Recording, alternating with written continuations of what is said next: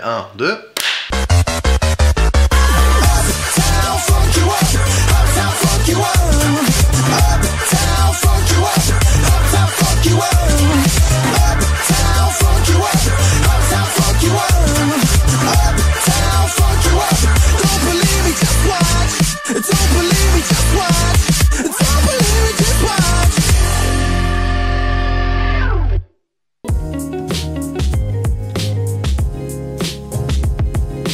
Qu'est-ce que tu fais dans la vie? Alors je suis directeur d'une médiathèque. Avant ça j'étais chez Decathlon pendant super longtemps. Et puis un jour j'ai pété les plombs et puis je me suis dit allez je veux faire quelque chose d'utile. Et je suis rentré dans une médiathèque comme bibliothécaire musical. Ce qui fait que tout naturellement ma chaîne c'est en fait le prolongement de ce que je faisais dans une médiathèque, c'est-à-dire partager la musique, parler d'histoire de la musique et puis faire découvrir des choses aux gens qui savent pas encore qu'ils vont aimer. Ok. C'est le métier de bibliothécaire. Ok. Et du coup dans tes vidéos ça fait... du coup tu serais un peu le bibliothécaire musical de YouTube.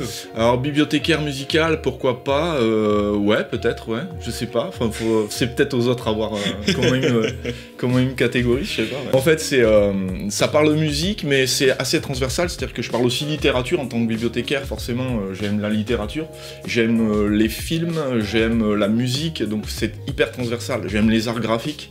Je dessine, je peins, voilà, j'écris, je fais plein de trucs et forcément toutes mes passions se rejoignent dans la vidéo en fait. C'est ça qui est intéressant, c'est que avant je peignais, j'écrivais, je faisais des vines, parce que moi je viens de Vine.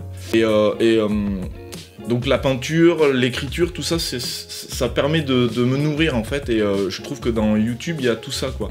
Quand tu fais une vidéo, t'écris ton texte, enfin pour la plupart. Même si j'ai une part d'improvisation, si tu veux j'ai des trames et j'ai une part d'improvisation après, je me laisse libre de choisir d'autres mots etc. qui vont bien quand ça sort. Et ou si j'ai des idées sur le moment en me disant tiens je vais mettre une incrustation ou un truc là ça peut le faire. Donc je me laisse libre mais j'ai ma trame.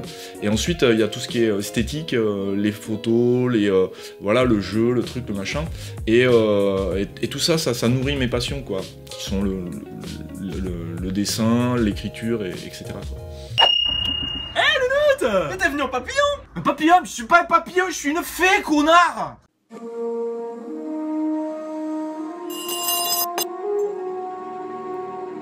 Non mais c'est qui a tué le chat là? Non, c'est pas moi.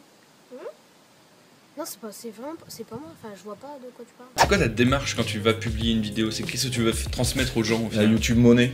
La YouTube Money. Non. En fait, moi je monétise pas. Alors justement, on en discutait peut-être, j'espère que je vais pas spoiler une de tes questions, mais on en discutait un petit peu hier. Moi je suis à une étape, en fait je suis jeune sur YouTube, parce que ça fait que à peine un an je crois que je suis sur YouTube. Je suis vieux aussi, donc j'ai 45 balais, et du coup c'est difficile pour un mec comme moi de trouver un public, parce que les jeunes s'identifient pas à moi. C'est quand même une niche, même si c'est de la musique et que tout le monde peut s'intéresser à ça, mais c'est quand même une niche malgré tout, parce que moi j'utilise la musique comme un... c'est quand même, j'allais dire, les gens, le mot qui revient souvent c'est érudit.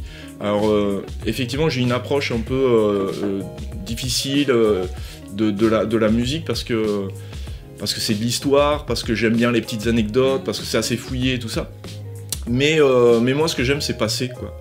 C'est passer l'information et de susciter l'envie.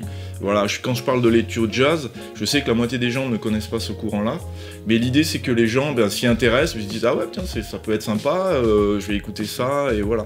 Donc l'idée c'est de passer et puis surtout de faire découvrir aux gens des choses qu'ils ne savent pas qu'ils vont aimer quoi. Comment ça se passe la création des vidéos avec toi? Quand tu te dis t'as un sujet, comment tu vas faire pour passer de ton idée à ta vidéo au final? Ouais. Alors ça c'est le processus le plus complexe de ma personnalité, je vais dire. En fait si tu veux j'ai 70 vidéos en tête et un matin je me lève et je me dis ah mais non, t'as ça, j'ai envie de parler de ça et hop je vais le faire. C'est-à-dire que je suis un chien fou. Voilà, complètement, je suis un chien fou. Je me lève le matin, je dis tiens, je vais parler des hauts boss par exemple, c'est ma dernière vidéo.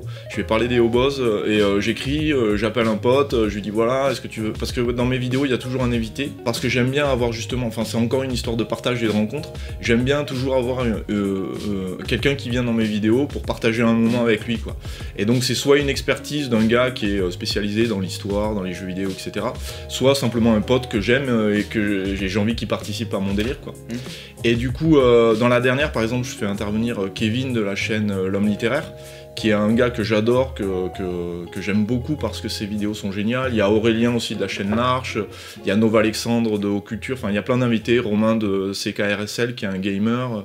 Donc voilà, il y a plein de gens que j'aime beaucoup qui sont venus, Hérodote, Fred de Hérodote, qui est une chaîne que j'adore aussi.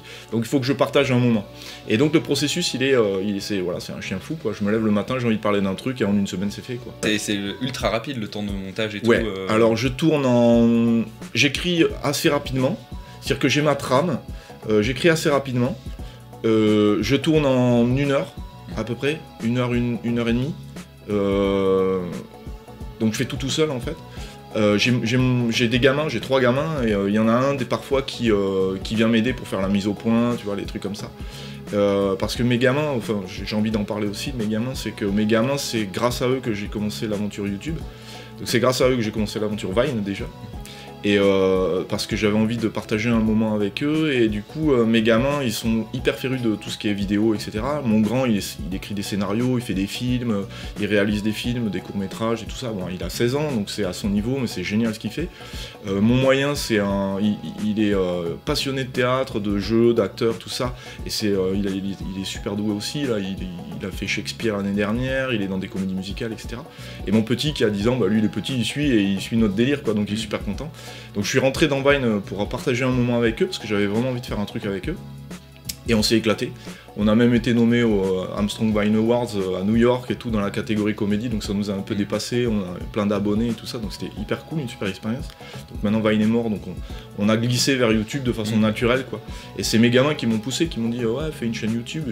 Je savais pas quoi faire moi, enfin j'étais attiré par ça. Mais j'avais pas d'idée Enfin, je voulais pas faire un truc pour faire un truc. Et en fait, c'est eux qui m'ont dit, mais t'es passionné de musique, t'es collectionneur de vinyle, parle de musique et tout. Et donc j'ai balbutié au début, et j'ai créé ma chaîne YouTube il y a donc un an, quelque chose comme ça, sur la musique. Et puis en 2-3 émissions, j'ai trouvé un peu les rails de l'émission finale, qui s'appelle Musique Antique, et qui parle de musique, mais de façon transversale, encore une fois. Et puis après, je cherchais des formats courts aussi, pour pouvoir, entre mes émissions, avoir des choses un peu plus faciles à faire. Et donc il y a Sample comme un coup de beat, B-E-A-T, je précise, qui est né aussi il y a quelques semaines, quelques mois. Et donc là c'est pour montrer la musique d'aujourd'hui, d'où elle vient, quoi, que forcément il y a une base, quand t'écoutes NTM ou quand t'écoutes Fauve, bah, c'est Schubert ou Chopin, quoi. Ouais. Donc voilà, c'est des trucs comme ça. Et c'est grâce à mes gamins, quoi, donc je vous aime mes petits. En plus je les aime vraiment, hein. C'est vrai. Hein.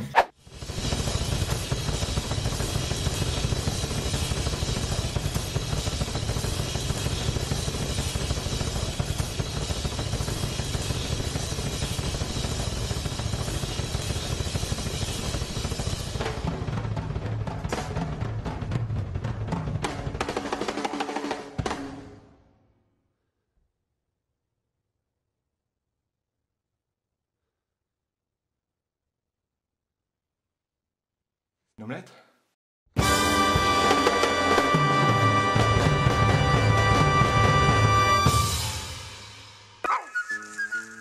Ragoût toutou, le ragoût de mon toutou. J'en suis fou. Ragoût toutou, le ragoût de mon toutou. J'en suis fou. Ragoût toutou. Toujours branché sur Mediapason, la radio qui mêle musique et passion. Minuit 10 minutes déjà, c'est l'heure de Wax Taylor. On se passe un tube de 2005 et c'est là tout de suite. Bonne soirée. I have something to tell you. Hey, c'est all, c'est all. Hey,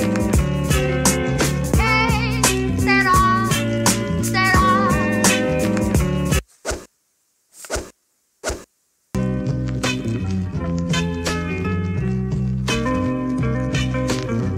c'est all, c'est all. Hey, c'est all, c'est all.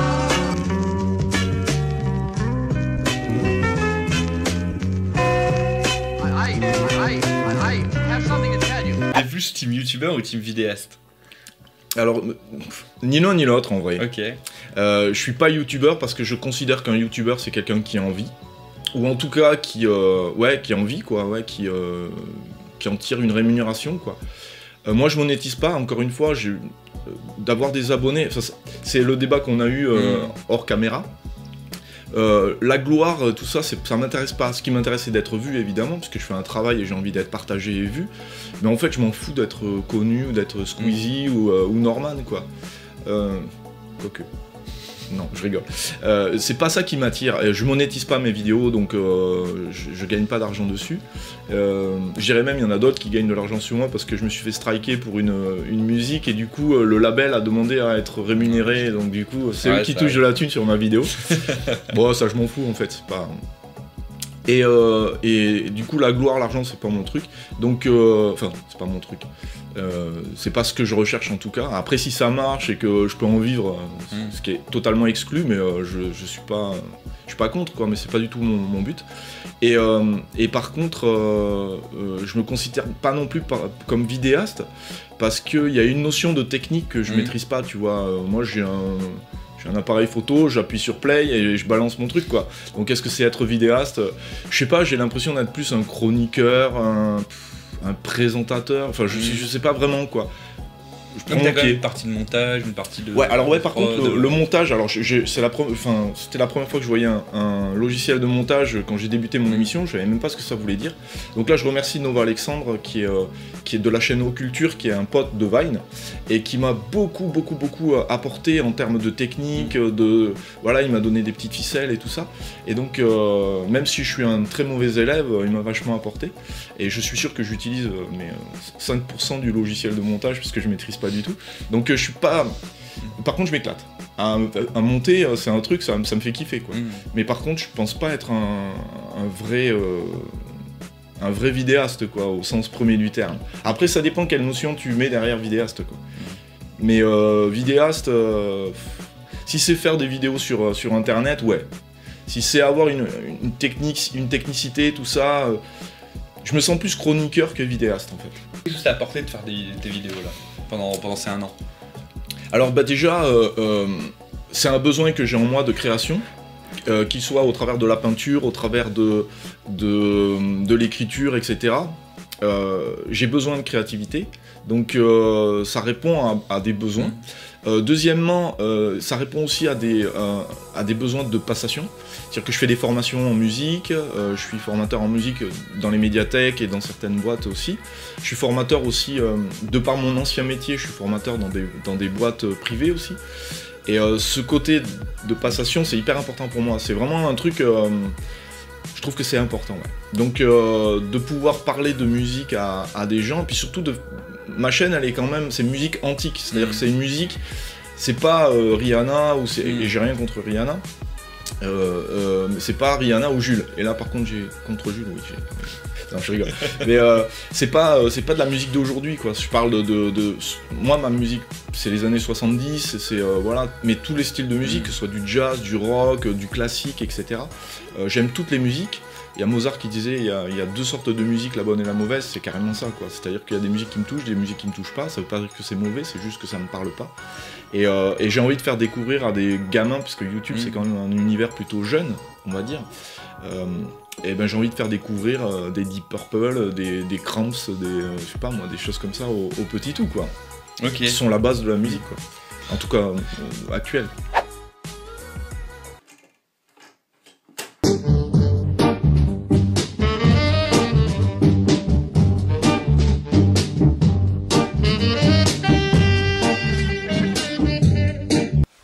Salut YouTube. Aujourd'hui, Musique Antique va s'attaquer à un genre musical peu connu et surtout tombé dans l'oubli depuis trop longtemps. Si on devait résumer cette musique, on pourrait dire que le terme fusion a été inventé pour elle. Voyez plutôt, quelques nuances sensuelles de jazz, des rythmes endiablés de musique latine, un soupçon de pop et de la musique traditionnelle éthiopienne. Car oui, c'est bien en Éthiopie qu'on se rend. L'Ethio Jazz naît au début des années 60 et on dansera dans les bars d'Addis Abeba jusqu'à plus soif. Et puis en 1974, c'est l'oubli. Car ce courant musical, c'est pire que les feux de l'amour. Plongeons dans l'Éthiopie des années 60, musique antique, c'est parti. 3, 2, 1.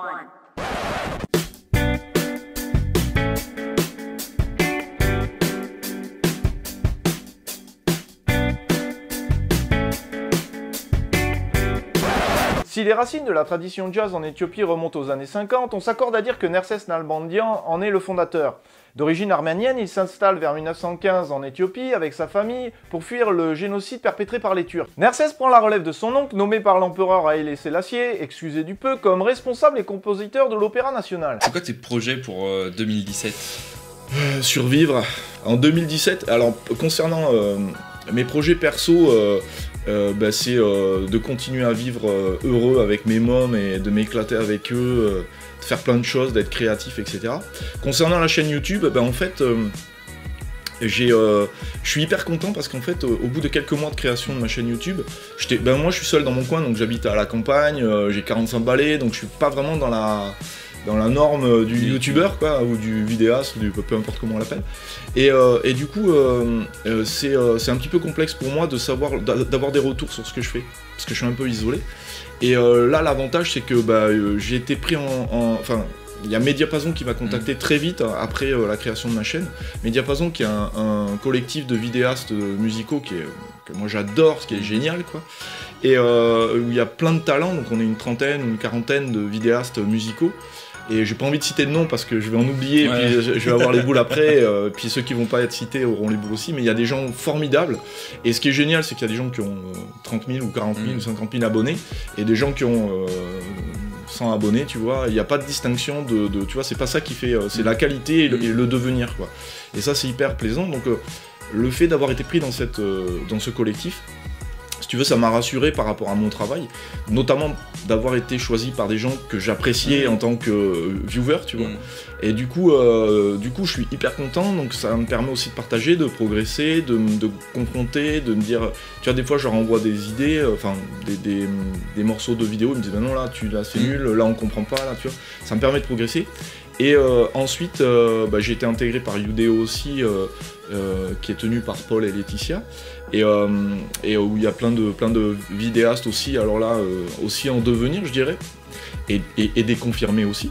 Et là, c'est encore un point de plaisir, tu vois, parce que c'est encore une reconnaissance par rapport à mon travail, c'est un bien grand mot, parce que je prends pas ça comme un travail, mais plus comme un plaisir, tu vois. Et c'est hyper plaisant de se dire que voilà, ton travail plaît à des gens. Et donc on se rencontre, et le plaisir il est dans la reconnaissance, et le plaisir il est surtout dans le partage, encore une fois, parce que pour moi c'est vraiment le maître mot, quoi, hein. Effectivement, si je dois dire, reconnaissance c'est important pour moi, parce que tu bosses et tu as envie d'être reconnu, et c'est surtout le partage et les rencontres, tu vois, on se connaît pas, tu viens, on partage un moment et c'est super cool, quoi. Et on a bu plein de bières hier soir, on a rencontré d'autres vidéastes, et on leur fait des petits coucous, on leur fait des gros bisous. Agnès, Dimitri, Étienne, Vincent, et toi et moi, enfin plein de gens de Toulouse. Et donc c'est cool, quoi, c'est cool de rencontrer des gens et de se dire qu'on a une passion commune, et qu'on l'appréhende aussi de façon différente. Donc ça peut être l'humour, ça peut être la vulgarisation, ça peut être, tu vois, sur l'informatique, sur la musique, c'est cool, quoi, donc de rencontrer des gens. Et ce qui est génial, c'est qu'il n'y a pas de...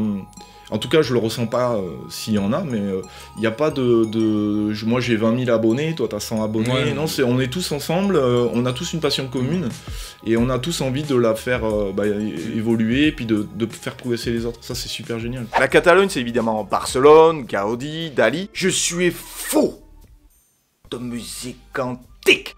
Mais pas que, il y a aussi des superbes villes chargées d'histoire, et avant d'aller au magasin de Vic, j'avais envie de faire un détour vers Gérone pour vous faire découvrir un petit bouclard sympatoche dans un vieux quartier juif. Trouver l'office de tourisme. Et le magasin est là à côté.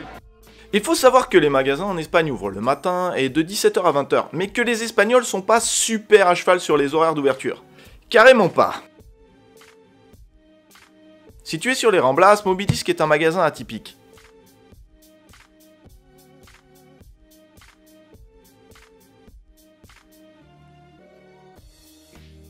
Pochette interdite. Au rez-de-chaussée, vous trouverez un rayon de disques neufs en réédition, avec que des belles choses, récentes ou cultissimes. Mais c'est assez cher, il faut compter entre 20 et 25 € pour un disque. En revanche, à l'étage, vous trouverez un rayon avec des disques d'occasion, très peu chers, entre 5 € pour les plus daubesques, jusqu'à 8-10 € pour les choses un peu sympas. Vraiment des belles pièces. Allez, on repart pour aller vers le but de notre voyage, le disquaire de Vic et Radiohead. Mais d'abord on fait un petit détour vers la mer où je dois vous avouer que j'ai pas réussi à passer le seuil critique non pas des castagnettes mais des coucougnettes. Si les Espagnols sont pas très grands, on peut dire qu'ils ont de très jolies villes et Vic est une place médiévale voire même antique à visiter absolument.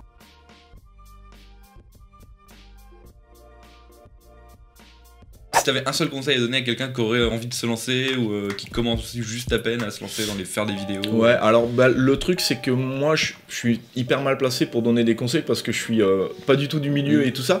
Par contre le conseil que je donnerais c'est le truc que j'ai fait, tu te lances quoi. Tu fais, t'essayes, tu vois, tu te plantes, tu commences, tu recommences, tu défais, tu refais. C'est hyper empirique en fait. Et j'ai l'impression que, et pour en avoir parlé avec d'autres, la vidéo c'est de la démerde quoi en fait. C'est-à-dire qu'on discutait justement avec Flim et Etienne hier qui sont des youtubeurs, enfin vidéastes spécialisés dans le cinéma. Ils parlaient de démerde par rapport à faire des plans, ils prennent un pied, ils mettent sur un skateboard, ils font des trucs, tu vois. C'est ça quoi, c'est notre univers, c'est la démerde. C'est-à-dire que ça marche pas, il y a une phrase qui va pas, tu la reprends, t'as un pote qui t'envoie pas le rush que tu veux, enfin voilà. C'est de la démerde, et c'est ça le plaisir en fait, c'est qu'on est tout le temps en train d'essayer de pallier au truc, au manque quoi. Alors quand on sera des grands youtubeurs ou des trucs comme ça, on pourra se permettre, avec plein de moyens, on pourra se permettre. Mais en fait je sais pas si j'ai envie de ça quoi. Ouais. Je crois que dans toute ma vie, dans toutes mes expériences, ce que j'aime, c'est justement la confrontation, l'adversité, tu vois. À partir du moment où t'es installé, où est l'intérêt, quoi. Donc, moi, je fais mon petit truc, j'essaye de faire ce que je peux, et puis les retours, même si j'ai pas beaucoup d'abonnés, et que c'est pas ce que je recherche, enfin, j'aimerais bien en avoir 100 000, évidemment, c'est pas ça, mais c'est pas forcément mon but premier, quoi. Mon but, c'est de m'éclater, et puis voilà, si les gens qui me suivent, ils apprennent des choses, c'est cool, quoi. Et voilà, donc d'être suivi par des gens, c'est déjà, enfin, c'est comme si tous les jours tu fais un spectacle et t'es suivi par, je crois que j'ai 750 ou 760 abonnés. C'est comme si t'es suivi par 760 mecs, quoi. C'est comme si tu fais un spectacle devant 760 mecs. Il y a beaucoup d'artistes qui aimeraient ça, quoi. Bah écoute, moi j'ai plus de questions, mais en tout cas merci beaucoup. Mais avec une joie non dissimulée. C'était extrêmement cool. Eh ben tant mieux. Et puis je sais pas, on a fait combien de temps? 24 minutes. 24 minutes, ouais, parce que moi je parle beaucoup, non? Non, c'est à peu près dans la norme. Bon, bah c'est cool. Imagine si qu'on avait terminé de filmer. Yeah.